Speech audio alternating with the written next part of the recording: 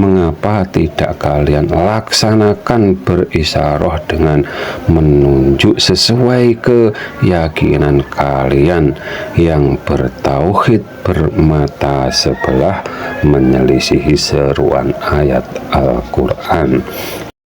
Terbongkarnya Ka'bah dengan kiblat papat, limo pancer. Assalamualaikum warahmatullahi wabarakatuh. Bismillah, alhamdulillah, wa syukuri nikmatillah, la haula wa la quwata illa billahil aliyul azim. Diceritakan di akhir zaman, Ka'bah akan dibongkar seorang yang cirinya kulitnya coklat kehitam-hitaman dan berkaki bengkok. Orang tersebut akan menggali tanah di dalam Ka'bah dan akan membawa emasnya yang didapatkan di dalam galian tanah di dalam Ka'bah tersebut. Apa mungkin di dalam tanah dalamnya Ka'bah ada harta karun atau emasnya? Dan dalam cerita itu bukan penduduk Mekah sana.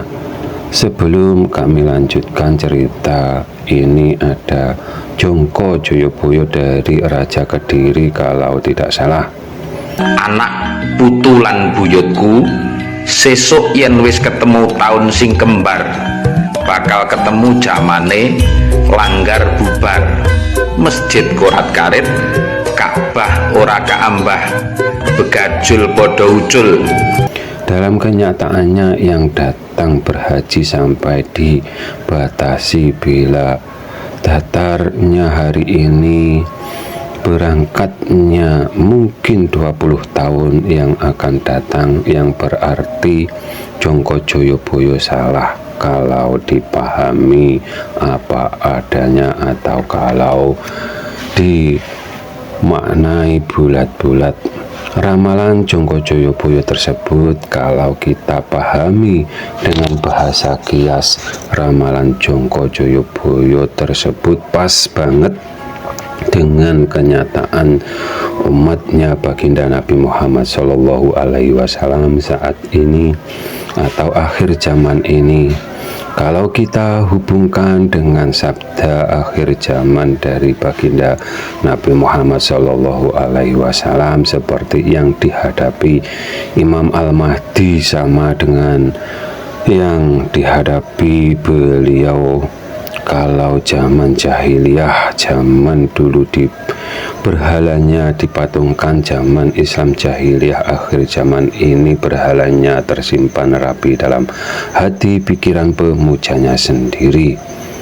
Cerita terbongkarnya Ka'bah itu kalau dipahami dengan bahasa kias, nenek moyang kita orang Nusantara sudah mengajarkan seperti kata yang disebut kiblat papat limo pancer. Kiblat papat sama dengan arah 4, timur, barat, utara, dan selatan.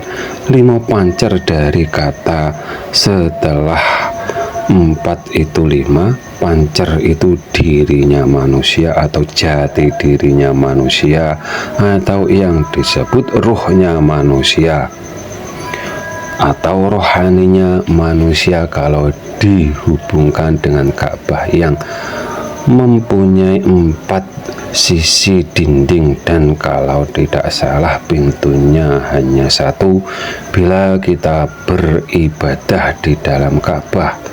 Menghadap ke mana saja boleh saja dalam pengertian ibadah sholat, dan begitu juga ilmu keimanan itu wilayahnya rohani.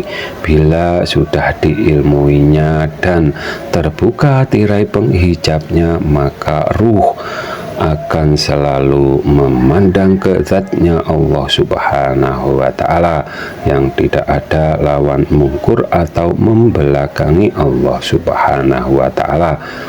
Karena di sifatnya disebutkan zatnya, Allah Subhanahu wa Ta'ala maha menyempitkan semua makhluknya, juga maha besar juga maha luas, maha tinggi, dan seterusnya. Semuanya maha segala-galanya, semuanya maha sempurna dan tidak dapat disamakan dengan makhluknya, seperti tauhidnya Mujasimah yang Tuhannya disamakan dengan Adam atau dengan dirinya sendiri. Keduanya menjadi Islam jahiliyah, syariatnya dari baginda Nabi Muhammad SAW, tauhidnya dari guru besarnya, dan menyelisihi seruan ayat Al-Quran dalam memahami azatnya Allah Subhanahu wa Ta'ala.